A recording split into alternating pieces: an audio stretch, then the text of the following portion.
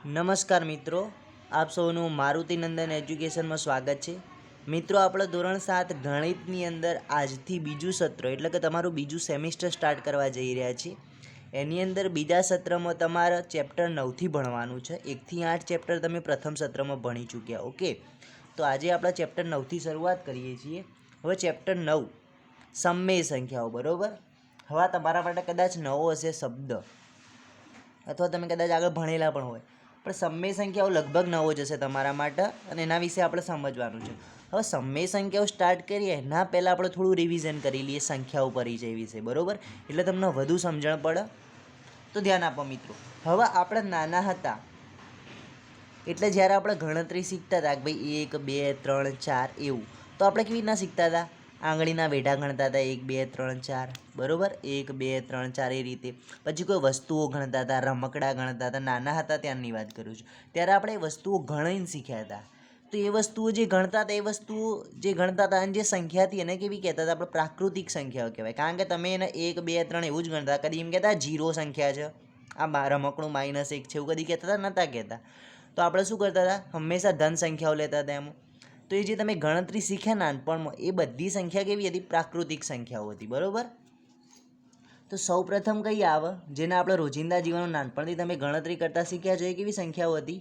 પ્રાકૃતિક સંખ્યાઓ. ઓકે, તો પ્રાકૃતિક સંખ્યાઓમાં કઈ સંખ્યાઓનો સમાવેશ થાય એ જોઈ લઈએ આપણે. તો પ્રાકૃતિક સંખ્યાઓમાં બધી જ ધન સંખ્યાઓ. બરાબર, બધી જ ધન સંખ્યાઓ 1 થી માંડી અને અનંત સુધી. બરાબર, તો હું લખું છું ઉદાહરણ તરીકે 1 2 3 4 5 અનંત સુધી. બરાબર, ડોટ ડોટ ડોટ ડોટ અનંત સુધી. આ બધી કેવી કહેવાય? પ્રાકૃતિક સંખ્યાઓ કહેવાય. પ્રાકૃતિક એટલે નેચરલ. બરાબર, કે આપણે સામાન્ય રીતે ગણીએ છીએ 1 2 3 4. આપણા રેલવેના ડબ્બા નથી ગણતા 1 2 3 4, બધી એ રીતે ગણતા હોય છે, વેઢા ગણીએ છીએ. બસ આ બધી પ્રાકૃતિક સંખ્યાઓ. હવે મિત્રો, પ્રાકૃતિક સંખ્યાઓમાં આ બધું તમે શીખેલા જ છો આગળ. હવે પ્રાકૃતિક સંખ્યાઓમાં આપણે ધન તો છે, એમાં 0 ઉમેરી દઈએ, મતલબ 0થી સ્ટાર્ટ કરીએ એટલે સંખ્યા કેવી બની જાય? પ્રાકૃતિક ના રહે, પછી કેવી બની જાય? પૂર્ણ સંખ્યા બની જાય. તો સંખ્યાનો બીજો પ્રકાર આપણો છે, એને શું કહેવાય છે? પૂર્ણ સંખ્યાઓ. એને શું કહેવાય છે? પૂર્ણ સંખ્યાઓ. હવે પૂર્ણ સંખ્યાઓમાં શૂન્ય અને બધી ધન સંખ્યાનો સમાવેશ થાય. બરાબર, બધી જ શૂન્ય અને બધી જ ધન સંખ્યાઓનો સમાવેશ થાય છે. એક જ વસ્તુનો ફરક છે કે આમાં જો શૂન્ય આવી જાય તો પછી આ પ્રાકૃતિક સંખ્યા રહે નહીં. કઈ થઈ જાય? પૂર્ણ સંખ્યા. હવે ઉદાહરણ તરીકે હું લખું છું, હવે શૂન્ય છે એટલે શૂન્ય તો લખવું જ પડે મારે. ઓકે, તો 0 1 2 3 ડોટ ડોટ ડોટ ડોટ. બરાબર, આ બધી અનંત સુધી છે. આ બધી કેવી સંખ્યાઓ કહેવાય? પૂર્ણ સંખ્યાઓ કહેવાય. ખાલી શૂન્ય આવવાથી પ્રાકૃતિક સંખ્યામાંથી કેવી સંખ્યા થઈ ગઈ? પૂર્ણ સંખ્યા થઈ ગઈ. ઓકે, તો આ બીજો પ્રકાર હતો. હવે એ જ રીતે ધન સંખ્યાઓ અને શૂન્યનું આવી ગયું. હવે પૂર્ણ સંખ્યાઓમાં શૂન્ય અને ધન સંખ્યાઓ તો શું? જો એમાં તમે ઋણ સંખ્યાઓનો સમાવેશ કરી દો તો પાછો પ્રકાર બદલાઈ જાય. પછી કેવી સંખ્યાઓ થઈ જાય? પૂર્ણ સંખ્યા રહે નહીં, પછી કેવી થઈ જાય? પૂર્ણાંક સંખ્યા થઈ જાય. ઓકે, તો ત્રીજો પ્રકાર છે તમારો પૂર્ણાંક સંખ્યાઓ.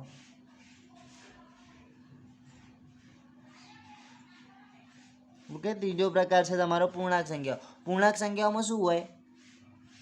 ઋણ, બધી જ ઋણ. બરાબર, બધી જ ઋણ, શૂન્ય અને ધન સંખ્યાઓ. ખબર પડી મિત્રો? પૂર્ણાંક સંખ્યામાં કઈ કઈ સંખ્યાઓનો સમાવેશ થાય? જ્યારે શૂન્ય અને ધન સંખ્યાઓમાં ઋણ સંખ્યાઓનો સમાવેશ થઈ જાય એટલે પૂર્ણ રહેતી નથી, પછી કેવી થઈ જાય? પૂર્ણાંક સંખ્યાઓ થઈ જાય. અને એમાં બધી ઋણ, શૂન્ય અને બધી જ ધન સંખ્યાઓનો સમાવેશ થાય. એટલે ઉદાહરણ તરીકે લખવું હોય તો શું લખી શકીએ આપણે? -3 -2 -1 0 1 2 અને 3. જુઓ, આ અનંત સુધી. બરાબર, માઇનસ વાળી પણ આવી ગઈ, શૂન્ય પણ આવી ગઈ, ધન સંખ્યાઓ પણ આવી ગઈ. તો આ સંખ્યાઓને કેવી કહેવાય? પૂર્ણાંક સંખ્યાઓ કહેવાય. આટલા સુધી તમે ભણેલા છો. બરોબર મિત્રો, પણ હજી એક બીજો પ્રકાર પણ તમે ભણેલા છો, જેને આપણે કહીએ છીએ અંશ અને છેદમાં દર્શાવીએ છીએ જે સંખ્યાઓ. એ સંખ્યાઓને કેવી કહેવાય? અપૂર્ણાંક સંખ્યાઓ કહો છો મિત્રો તમે. તો અપૂર્ણાંક વિશે વાત કરીએ.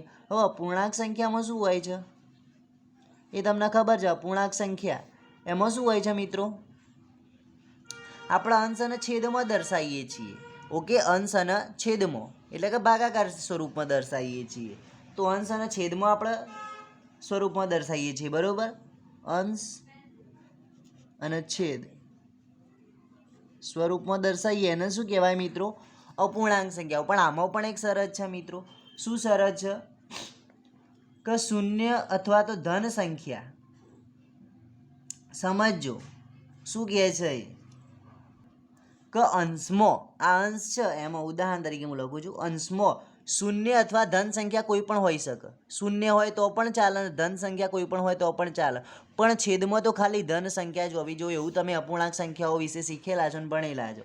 એનો મતલબ શું, 0/2 લખો ચાલે, 1/3 લખો ચાલે, 5/8 લખો ચાલે. આ બધી કેવી કહેવાય, અપૂર્ણાંક કહેવાય. પણ ઉપર ઋણ સંખ્યા ના આવી જોવે અને નીચે શૂન્ય અને ઋણ ના આવી જોવે. નીચે તો છેદમાં તો બધી ધન હોવી જોવે અને અંશમાં શૂન્ય અને ધન હોવી જોવે. હું અહીંયા લખી દઉં છું, અંશમાં ધન અને શૂન્ય, જ્યારે છેદમાં ધન સંખ્યા જ હોય છે બરોબર. અને પછી તમે આવી બે અપૂર્ણાંક સંખ્યાઓ હોય એને સમતુલ્ય કરીને સરખી કરીને પછી શું કરતા હતા આપણે, છેદ સરખો કરીને તમે સરવાળો બાદબાકી ભાગાકાર ગુણાકાર બધું કરેલું જ છે. ઓકે, તો તમે અપૂર્ણાંક સંખ્યાઓનો સરવાળા બાદબાકી શીખેલા છો, ભાગાકાર ગુણાકાર પણ શીખેલા છો. ઓકે, તો આથી અપૂર્ણાંક સંખ્યાઓ. હવે તમે આટલી બધી સંખ્યાઓ શીખી ગયા છો, પ્રાકૃતિક સંખ્યાઓ, પૂર્ણ સંખ્યાઓ, પૂર્ણાંક સંખ્યાઓ અને અપૂર્ણાંક સંખ્યાઓ. હવે તમારે એક નવો પ્રકાર ભણવામાં આવે છે, કયો, સમમેય સંખ્યાઓ, જે આપણા પાઠનું નામ જ છે. તો તમને પ્રશ્ન થવો જોઈએ કે સમમેય સંખ્યા એટલે શું. પહેલાં તો તમે સાહેબ કીધું કે ભાઈ આ જે અંશ અને છેદમાં એને અપૂર્ણાંક કહેવાય. પૂર્ણાંક સંખ્યામાં શૂન્ય, ધન અને ઋણ સંખ્યાનો સમાવેશ થાય. પૂર્ણ સંખ્યામાં શૂન્ય અને ધન સંખ્યાનો સમાવેશ થાય. તો સમમેય સંખ્યા કેવા પ્રકારની છે, જેમાં કેવી પ્રકારની સંખ્યાઓનો સમાવેશ થાય, આપણને પ્રશ્ન થાય. કારણ કે હવે તો કોઈ બાકી જ નહીં રહ્યું, બધું અંશ અને છેદવાળી આવી ગઈ, ધન ઋણ શૂન્યવાળી આવી ગઈ, તો બાકી શું રહ્યું હવે. તો મિત્રો હજી પણ બાકી રહ્યું છે કે તમે જોઈ શકો છો કે સમમેય સંખ્યાઓ. તો સમમેય સંખ્યાઓ કોને કહેવાય, પહેલાં એની વાત કરી લઈએ આપણે. તો મિત્રો આપણે સમમેય સંખ્યાઓ ની વ્યાખ્યા પહેલાં જોઈ લઈએ કે સમમેય સંખ્યા એટલે શું. તો સમમેય સંખ્યાને પણ અંશ અને છેદ સ્વરૂપમાં દર્શાવવામાં આવે છે. મતલબ અપૂર્ણાંકમાં દર્શાવી છે એ રીતે તો દર્શાવવામાં આવે જ છે, પણ સમમેય સંખ્યાનો શબ્દનો અર્થ શું છે, ગુણોત્તર. બરોબર, સમમેય સંખ્યામાં સમમેયનો ઉદ્ભવ એટલે કે શબ્દ સમમેય છે એનો ઉદ્ભવ થાય છે અને શબ્દ શું છે, ગુણોત્તર ઉપરથી તમે જાણી શકો છો. ઓકે, એટલે કે સમજો તમે 3/2 આ ગુણોત્તર સ્વરૂપ કહેવાય. 3/2 ને મારા ભાગાકાર સ્વરૂપમાં લખવાય તેને હું આ રીતે લખી શકું, 3/2. હવે તમે કહેજો સાહેબ આ 3/2 ને તો અપૂર્ણાંક સંખ્યા કહેવાય. ઓકે, નો ડાઉટ આને અપૂર્ણાંક પણ કહેવાય અને આને સમમેય સંખ્યા પણ કહેવાય. હવે સમમેય સંખ્યા કેમ કહેવાય એવું તમને કહી દઉં. સમમેય સંખ્યાને આપણે P/Q સ્વરૂપથી દર્શાવીએ છીએ. હવે તમને એ પણ કન્ફ્યુઝન થશે કે આ P/Q શું સ્વરૂપ છે. P એટલે શું મિત્રો, P એટલે કોઈ પણ શૂન્ય, ધન અથવા ઋણ કોઈ પણ સંખ્યા, જ્યારે ક્યુમાં ખાલી શૂન્ય ના હોય, જો શૂન્ય સિવાયની બધી સંખ્યાઓ તમે દર્શાવી શકો, મતલબ ધન અને ઋણ દર્શાવી શકો. જે આ Q is not equal to 0, મતલબ શું કે છેદમાં કોઈ દિવસ 0 ના હોવો જોઈએ. બાકી જો 0 હોય તો પછી એ સમમેય સંખ્યા કહેવાય નહીં. એટલે કે P/Q સ્વરૂપની તમે આવી રીતના ભાગાકારની દેખો, ભાગાકારમાં તો એને સમમેય સંખ્યા કહેવાય. બરોબર, પણ છેદમાં 0 ના હોવો જોઈએ. ખબર પડી મિત્રો, એટલે P/Q સ્વરૂપે દર્શાવાય. તો અહીંયા જુઓ, 3 અંશમાં હોય એને P અને છેદમાં હોય એને Q સ્વરૂપથી. તો અહીંયા 3/2 3/2 શું છે મિત્રો, અહીંયા P બરાબર 3 છે અને Q બરાબર કેટલા છે, 2 છે. સમજી શકો છો ને, P એટલે અંશ અને Q એટલે છેદમાં. ઓકે, તો આને શું કહેવાય, સમમેય સંખ્યાઓ કહેવાય. P/Q સ્વરૂપથી જેને દર્શાવવામાં આવે છે એને શું કહેવામાં આવે છે, સમમેય સંખ્યાઓ. ઓકે મિત્રો, હવે આપણે સમજીએ મિત્રો કે 4/5 ચલો આ દર્શાવી, 4/5 એ સમમેય સંખ્યા છે કે નહીં, તો આ છે. કારણ કે P બરાબર શું છે, અહીંયા 4 છે અંશમાં અને Q બરાબર શું છે, છેદમાં 5 છે. તો આને સમમેય સંખ્યા કહેવાય. ખબર પડી? આને સમય સંખ્યા કહેવાશે. ઓકે મિત્રો, 4/5. ચલો એ રીતે આપણે કોઈ માઇનસવાળી જોઈએ. -3/4. હવે તમારે કન્ફ્યુઝન એકદમ દૂર થઈ જશે. તમે 4/5 તો અપૂર્ણાંક સંખ્યા પણ કહી શકો, પણ -3/4 અપૂર્ણાંક કહી શકો? ના કહી શકો, કારણ કે અપૂર્ણાંકમાં તો શું હોય, અંશમાં માઇનસ સંખ્યા કોઈ દિવસ આવે જ ના. શૂન્ય ને ધન જ આપણે અહીંયા માઇનસ આવી. પણ મેં પહેલાંય કીધું હતું કે સમય સંખ્યાઓમાં શું હોય, P/Q સ્વરૂપની હોય. ઉપર અંશમાં ધન ઋણ બધી ચાલે, છેદમાં ખાલી શૂન્ય ના હોવો જોઈએ, બરાબર? છેદમાં શૂન્યનો સમાવેશ ના થવો જોઈએ, બાકી ગમે તે હોય ચાલે. તો આને શું કહેવાય? સમય સંખ્યા કહેવાય. તો અહીંયા P બરાબર શું છે? -3, જ્યારે Q બરાબર શું છે? 4 છે. તો આ પણ સમય સંખ્યા છે, બરાબર? સમય સંખ્યા છે, આ પણ સમય સંખ્યા છે.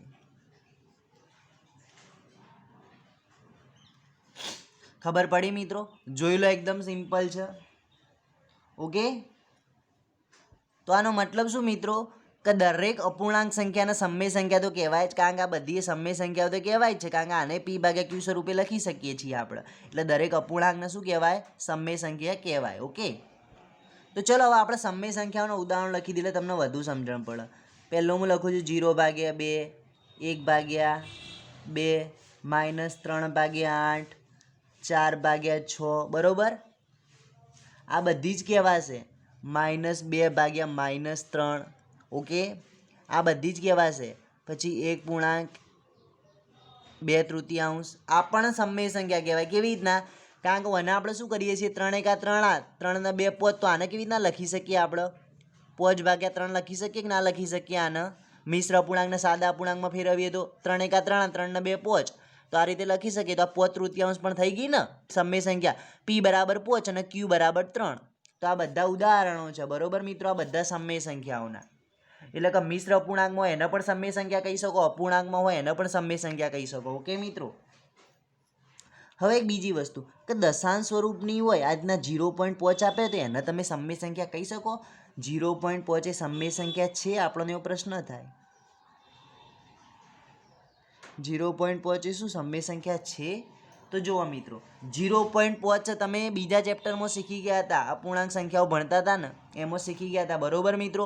કે 0.5 ને કેવી રીતના દર્શાવાય? આપણે દર્શાવવું હોય તો જુઓ, શૂન્ય પછી દશાંશ ચિહ્ન છે, દશાંશ ચિહ્ન પછી એક જ આંકડો છે. તો શું કરવાનું? દશાંશ ચિહ્ન પછી એક આંકડો હોય ને, એકના પાછળ એટલા મીંડા આવે તો એક મીંડું આવે, ઉપર 5 દર્શાવી દેવાના. તો 0.5 તમે 5/10 કરો એટલે 0.5 જ કહેવાય. તો આ 5/10 કર્યું, આના જેવું સ્વરૂપ છે કે નહીં? જ્યાં શું છે? P બરાબર 5 છે અને Q બરાબર શું છે? 10 છે. 5/10 તમે શું કહી શકો? 0.5 કહી શકો મિત્રો, કારણ કે જો એકના પાછળ મીંડું છે. હવે આપણે આને દશાંશ સ્થાનમાં લખવું હોય, અપૂર્ણાંક છે એને, તો શું કરીએ? 5ના આગળ એક દશાંશ ચિહ્ન મૂકીને આગળ એક શૂન્ય કરી દે, કારણ કે એકના પાછળ એક મીંડું છે તો એક દશાંશ સ્થાન ખસવાનું. ઓકે, આ તમે આગળ બીજા ચેપ્ટરમાં ભણી ગયા છો એ રીતે. ચલો, 0.33 હોય તો શું આ સમય સંખ્યા છે? તો હા, આને કેવી રીતના લખાય? તો પોઈન્ટ પછી કેટલા? 2 આંકડા છે, તો શું કરવાનું? એકના પાછળ 2 મીંડા કરી દેવાના, ઉપર 33 કરી દેવાના. તો આપણે શું થઈ ગઈ? હવે આને આપણે લખી શકીએ ને, આને સમય સંખ્યા કહેવાય, કારણ કે P બરાબર 33 છે અહીંયા અને Q બરાબર શું છે? 100 છે. ઓકે, તો આ સમય સંખ્યા કહેવાય. પણ જ્યારે મિત્રો તમને આવું કહે કે ભાઈ 2/0, તો આ સમય સંખ્યા કહેવાય નહીં. કેમ? કારણ કે અહીંયા P બરાબર તો 2 બરોબર છે, પણ Q બરાબર 0 આવી ગયું. અને મેં પહેલાંય કીધું છે Q બરાબર 0 હોવો જોઈએ નહીં. તો 2/0 ને સમય સંખ્યા કહેવાય નહીં. ઓકે મિત્રો, 2/0 ને સમય સંખ્યા કહેવાય નહીં. ખબર પડી? ઓકે, છેદમાં 0 આવે તેને સમય સંખ્યા ના કહેવાય. ઓકે, પછી તમને એમ કહે ભાઈ 2 એ સમય સંખ્યા છે, 2 છે એ સમય સંખ્યા છે, તો તમે કહી શકો, શું કહેશો તમે? બોલો. 2 સમય સંખ્યા છે મિત્રો, કારણ કે તમે 2ને પણ અપૂર્ણાંક સ્વરૂપે લખી શકો. 2/1 કરો, 2નો ભાગાકાર 1 વડે કરો તો 1 દૂધ થવાના છે. ઓકે, તો જવાબ તો શું આવવાનો? 2. તો 2/1 લખો એટલે જવાબ તો શું કહેવાય? 2 જ કહેવાય. તો 2/1, 2ને શું લખી શકો? 2/1 લખી શકો કે ના લખી શકો? તો આને પણ P બરાબર 2 અને Q બરાબર 1. કશું ના હોય તો આપણે છેદમાં 1 તો લખી શકીએ. તો આને પણ સમય સંખ્યા કહેવાય. ખબર પડી મિત્રો? તો મતલબ મોટાભાગની બધી જ સંખ્યાઓ સમય સંખ્યાઓ હોય છે. મતલબ બધી પ્રાકૃતિક સંખ્યાઓને પણ સમય સંખ્યા કહેવાય. સમજો, બધી પ્રાકૃતિક સંખ્યા એને પણ સમય સંખ્યા કહેવાય.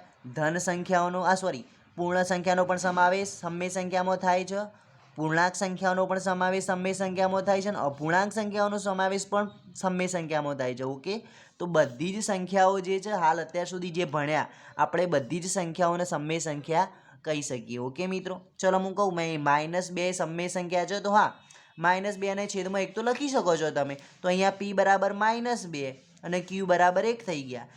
એટલે -2 શું છે તમને ખબર છે, પૂર્ણ સંખ્યા છે. મેં પહેલાં કીધું કે પ્રાકૃતિક, પૂર્ણ, પૂર્ણાંક અને અપૂર્ણાંક સંખ્યાનો સમાવેશ શેમાં થાય છે, સમય સંખ્યામાં. તો એ જે આગળની બધી સંખ્યાઓ ભણી ગયા બધી સંખ્યાઓનો સમાવેશ સમય સંખ્યામાં થાય છે. ઓકે મિત્રો, આટલી વસ્તુ યાદ રાખજો તમે. ઓકે, જોઈ લો એકવાર. તમને એક વાક્ય લખાઈ દઉં છું મિત્રો. પ્રાકૃતિક સંખ્યાઓ,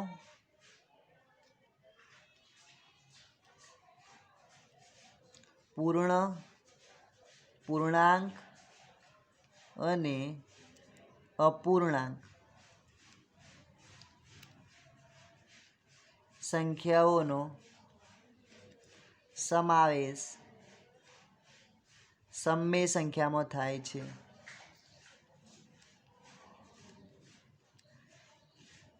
ઓકે, ખબર પડી ગઈ? આ નોટ કરી લેજો તમે. ચલો મિત્રો, જોઈ લો એકવાર, એના પછી આપણે આગળ વધીએ. ચલો મિત્રો, તમને ખબર પડી ગઈ. હવે એક વસ્તુ, એક પ્રશ્ન હું તમને પૂછું, તમારે જવાબ કહેવાનો છે કે 0 એ સમય સંખ્યા છે કે નહીં. ચલો મને કહો હેડો. 0 એ સમય સંખ્યા છે? તો જવાબ આવશે હા. હવે કારણ કહું તમને. કારણ કે 0 છે ને છેદમાં તો એક લખી શકીએ ને આપણે. શરત શું છે? છેદમાં 0 ના હોવો જોઈએ. અંશમાં 0 હોય તો ચાલે, છેદમાં 0 ના હોવો જોઈએ. q is not equal to 0 કીધેલું છે. q બરાબર 0 ના હોવો જોઈએ. p બરાબર 0 હોય તો ચાલે. તો અહીંયા p બરાબર 0 છે અને q બરાબર 1 છે. તો આ સમય સંખ્યા છે. તમે 0 ને 1 ભાગ્યા વડે દર્શાવી શકો કે ના દર્શાવી શકો? દર્શાવી શકો. કારણ કે મેં કીધું છે કશું ના એના છેદમાં 1 તો તમે લખી જ શકો. તો 0 પણ શું છે? સમય સંખ્યા છે. અને મેં પહેલાંય કીધું કે ભાઈ 0 સમો અપૂર્ણ સંખ્યામાં પૂર્ણ સંખ્યાનો સમાવેશ એમાં થાય છે, સમય સંખ્યામાં થાય છે. ભાઈ 0 સમય સંખ્યા કહેવાય છે. ઓકે મિત્રો, એટલે આ વસ્તુ, આ વિધાન યાદ હશે તમને તો પ્રશ્નો આવડશે, એકદમ ઈઝી છે. ઓકે મિત્રો, હવે આપણે એક નવો મુદ્દો ચાલુ થાય છે જે તમારા સ્વાધ્યાય 9.1માં પણ આપેલા છે, એવા દાખલા ગણવાના પણ છે. તો એના વિશે આપણે સમજી લઈએ, પછી એનું સોલ્યુશન કરીએ. મુદ્દો છે સમાન સમય સંખ્યાઓ. હવે તમને ચલો એમ કીધું કે ભાઈ -2/3 બે સમય સંખ્યાઓ લખો, બે સમાન સંખ્યાઓ લખો. બરાબર, બે સમાન સમય સંખ્યાઓ લખો. આવો પ્રશ્ન પૂછ્યો છે તમને. પણ તમને ખબર તો પડવી જોઈએ, સમાન સમય સંખ્યા એટલે શું, એ વસ્તુ ખબર હોવી જોઈએ તો તમે લખી શકો. સમય સંખ્યા વિશે ખબર છે પણ સમાન. હવે આપણે પ્રશ્ન શું પૂછ્યું છે? 2/3. તો 2/3 અહીંયા લખવાના આપણે. હવે મિત્રો 2/3 સરખી સંખ્યા વડે અંશ અને છેદમાં ગુણવાના, એટલે તમને સમાન સંખ્યા મળી જાય. ચલો -2/3 ને હું અંશમાં 2 વડે ગુણું, છેદમાં 2 વડે ગુણું, એટલે મને શું મળશે? સમાન સમય સંખ્યા મળશે. તો 2 × 2 કેટલા થાય? 4 થાય. અને 3 × 2 કેટલા થાય? 6 થાય. પણ આ માઇનસ છે ને આ પ્લસ છે. હવે મેં કીધું છે કે માઇનસ ગુણ્યા આ પ્લસ હોય તો જવાબ શું આવે? માઇનસ આવે. તો અહીંયા શું આવશે? -4/6. તો -2/3 પહેલી સમાન સંખ્યા કઈ કહેવાય? -4/6 કહેવાય. ઓકે, કારણ કે -2/3 કરીને જે જવાબ આવશે એટલો જ -4/6 કરીને જવાબ આવશે. કેમ? કારણ કે આપણે બંને સમાન સંખ્યા વડે ગુણ્યું છે. કદાચ આ બે ઉડાડી દઈએ તો પાછું આના જ થઈ જવાનું. એટલા માટે આને સમાન સમય સંખ્યા કહેવામાં આવે છે. ચલો, આ તો પહેલી મળી આપણે શોધવાની 2 કીધી છે. તો પાછા -2/3 લખો. એને પાછા આપણે હવે ચલો બીજી સંખ્યા વડે ગુણીએ, 5 વડે ગુણીએ બંનેને. તો જવાબ કેટલો મળે છે? 2 × 5 = 10 પ્લસ અને માઇનસ તો જવાબ માઇનસ અને છેદમાં 3 × 5 = 15. તો આ બે સમય સંખ્યાઓ મળી ગઈ. તો તમારા છેલ્લા જવાબમાં શું લખાય કે ભાઈ -2/3 બે સમાન સંખ્યાઓ, બે સમાન સમય સંખ્યાઓ જેના વડે ગુણવું એના વડે ગુણી શકો, પણ અંશ અને છેદમાં સરખી સંખ્યા વડે ગુણવાનું. ઉપર 2 વડે ગુણ્યું નીચે 2 વડે જ ગુણવાનું, ઉપર 3 વડે ગુણો નીચે 3 વડે જ ગુણવાનું. ઉપર 2 વડે પછી નીચે 3 વડે ગુણશો તો ખોટું પડશે. ઓકે, તો -2/3 બે સમાન સંખ્યાઓ કઈ મળી?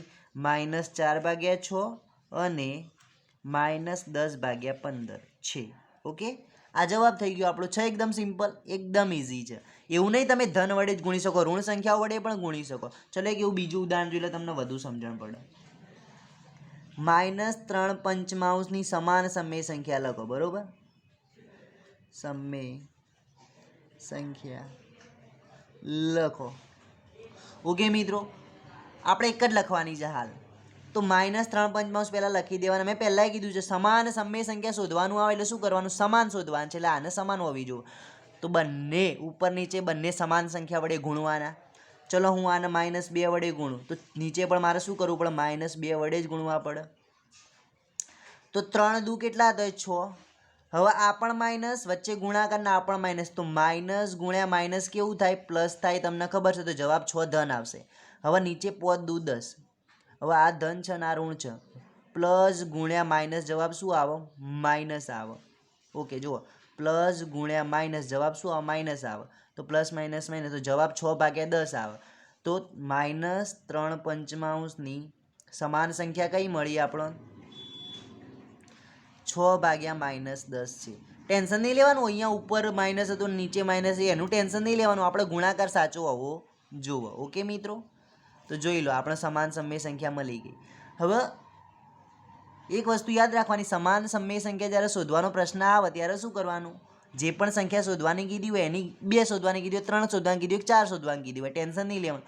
પણ ગુણાકાર કરો એટલે સમાન સંખ્યા વડે ગણવાનું ઉપર નીચે, અને ચિહ્નોમાં ધ્યાન રાખવાનું. બરોબર, તો તમારે ભૂલ નહીં પડે, બાકી ભૂલ પડશે. હવે એવું ના હોય મિત્રો કે આપણાને ગુણાકારથી જ કરી શકીએ, સમાન સંખ્યાઓ શોધી શકીએ. ભાગાકાર દ્વારા પણ સમાન સંખ્યાઓ શોધી શકો. જુઓ, તમને એમ કે ભાઈ 5/10 સમાન સંખ્યા શોધો, સમાન સમય સંખ્યા શોધો. તમને એવું નહીં કે ભાઈ ગુણાકારથી શોધો, ભાગાકારથી શોધો, પણ એવું ના હોય, ગુણાકારથી ભાગાકારથી પણ શોધી શકીએ. જો અમુક એવી રીતના બતાવું તમને. હવે 5/10 છે મિત્રો. હવે આપણે ભાગાકાર કરીશું બંને બાજુ હવે એવી સંખ્યા વડે ભાગાકાર કરવાનો જેને આપણે ભાગી શકીએ. તો 5 વડે ભાગી શકું. હવે ઉપર 5 વડે ભાગો તો નીચે 5 વડે ભાગવાનું. પહેલાં જોવાનું કે આપણે ભાગી શકશું, બાકી એમને ના લખી દેતા, નહીં ભૂલ પડશે. તો 5 વડે ભાગી એટલે જવાબ શું આવે? 1 આવે. 5 1 5 આવે. અને 10 વડે ભાગી એટલે જવાબ કેટલો આવે? 2 આવે. 5 દુ 10, તો જવાબ શું આવે? 1/2. તો 5/10 સમાન સંખ્યા કઈ થઈ?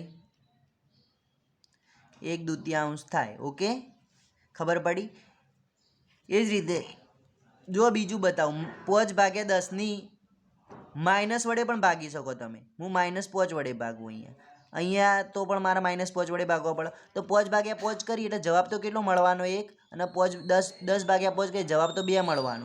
પણ મિત્રો એક વસ્તુ છે, અહીંયા તમે 5 વડે 5 ભાગશો એટલે જવાબ માઇનસમાં આવશે, કારણ કે પ્લસ માઇનસ છે, અને અહીંયા પણ પ્લસ માઇનસ છે. તો -1/2 થશે, -1/-2 થશે મિત્રો. ખબર પડી શું થશે? -1/-2 થશે. તો એને શું કરવું? માઇનસ માઇનસ પછી કેન્સલ થઈ જાય તો પણ જવાબ કેટલો આવે? 1/2 જ આવે. ઓકે, કારણ કે માઇનસ માઇનસ કેન્સલ થઈ જાય, તમને ખબર છે. ઓકે, તો પણ જવાબ 1/2 જ આવે. તો એવું ના હોય કે આપણે ભાગાકારથી ગુણાકારથી શોધી શકીએ સમાન સંખ્યાઓ, ભાગાકારથી પણ શોધી શકીએ. પણ મિત્રો હું તમને એક સજેશન આપું છું કે મોટાભાગે તમે ગુણાકારથી શોધજો, કારણ કે ભાગાકારમાં જો તમને ખબર પડે કે આના વડે ભાગી શકાય તો જ શોધશો, બાકી તકલીફ થશે. હવે 5/10 કરીને તમે 2 વડે ભાગો, બંને તો ક્યાંથી ભાગી શકવાના? 10ને તો 2 વડે ભાગી શકશો, પણ 5ને કેવી રીતના 2 વડે ભાગી શકશો? એના કરતાં ગુણાકારમાં તકલીફ નહીં પડે. તમે ગુણાકારમાં તો 2 વડે કરી શકો, 3 વડે કરી શકો અને 4 વડે કરી શકો. ઓકે, પણ જ્યારે અમુક ભાગાકારમાં થશે ત્યારે નહીં કરી શકો. એટલે મોટાભાગે તમારે ગુણાકારથી શોધવાની. બરોબર, એક વસ્તુ યાદ રાખજો, સમાન સમય સંખ્યા શોધવામાં શું કરવાનું? હું અહીંયા લખી દઉં છું, સમાન સમય સંખ્યા શોધવા અંશ અને છેદને સરખી સંખ્યા વડે ગુણવું અથવા ભાગવું. બરોબર,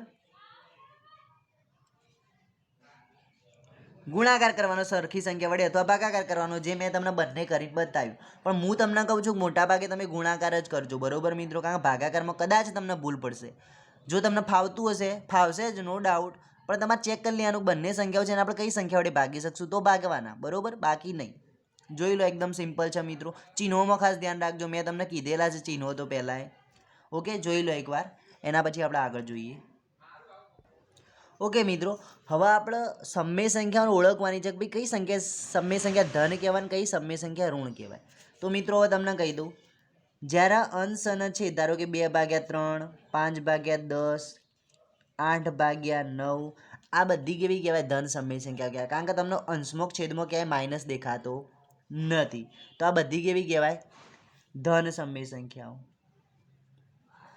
ધન સમય સંખ્યાઓ છે, બરોબર? ધન સમય સંખ્યાઓ છે.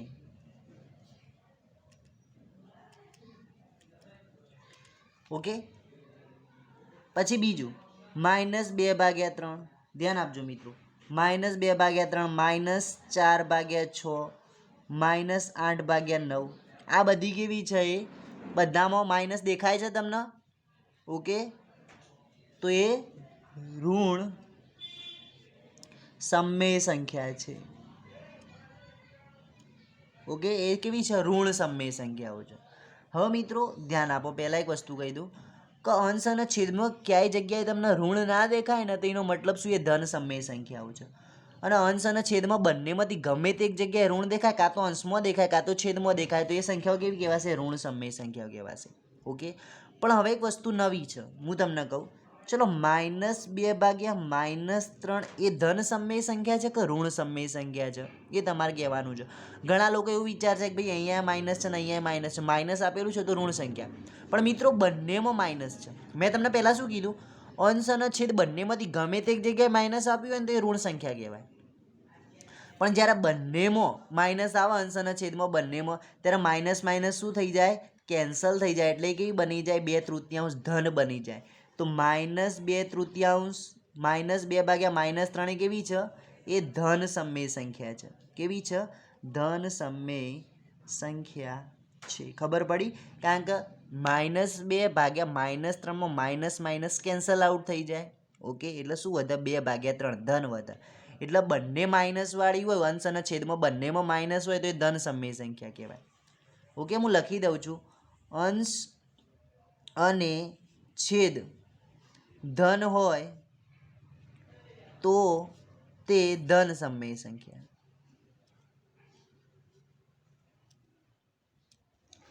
અંશ અને છેદ બંનેમાંથી ગમે તે એક જ, મિત્રો, ગમે તે એક ઋણ હોય, કો તો અંશ ઋણ હોય, કો તો છેદ ઋણ હોય, તો તે ઋણ સમય સંખ્યા.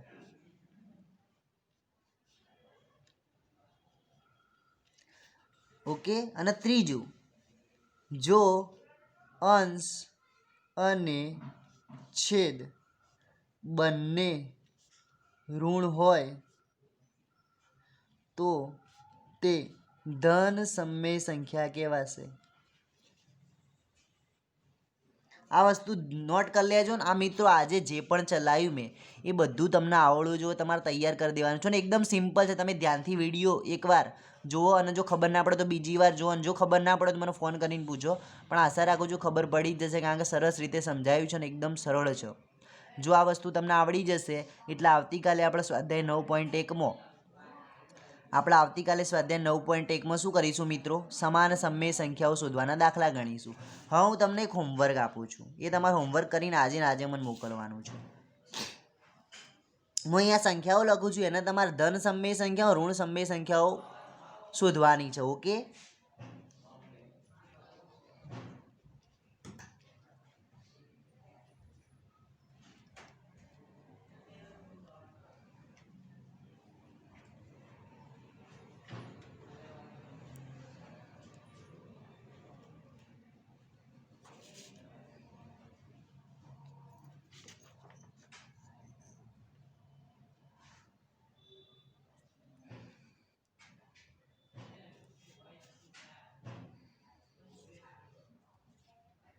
જો આ સંખ્યાઓ લખી છે મેં, એમાંથી તમારે ઓળખવાની છે. આ પૂર્ણ વિરામ કર્યું છે એનો મતલબ, સોરી, અલ્પ વિરામ કર્યું છે એનો મતલબ શું? આના બધામાંથી તમારે ધન સમય સંખ્યાઓ અલગ રાખવાની છે ને ઋણ સમય સંખ્યાઓ અલગ રાખવાની છે. ઓકે, શોધવાની છે. માંથી ધન અને ઋણ સમય સંખ્યા અલગ કરો. ઓકે, આ તમારે આજે ને આજે મને હોમવર્ક કરીને મોકલવાનું રહેશે આટલા સુધી, બરાબર? આ 3 સુધી. તો આજે આપણે આટલું રાખીએ છીએ. આવતા વિડીયોમાં આપણે સ્વાધ્યાય 9.1નું જે ચલાવ્યું છે આજ સુધી એના જે લગતા દાખલા છે એ ગણીશું ને પછી આગળ શીખીશું. ઓકે, તો આજે આટલું રાખું છું. Thank you.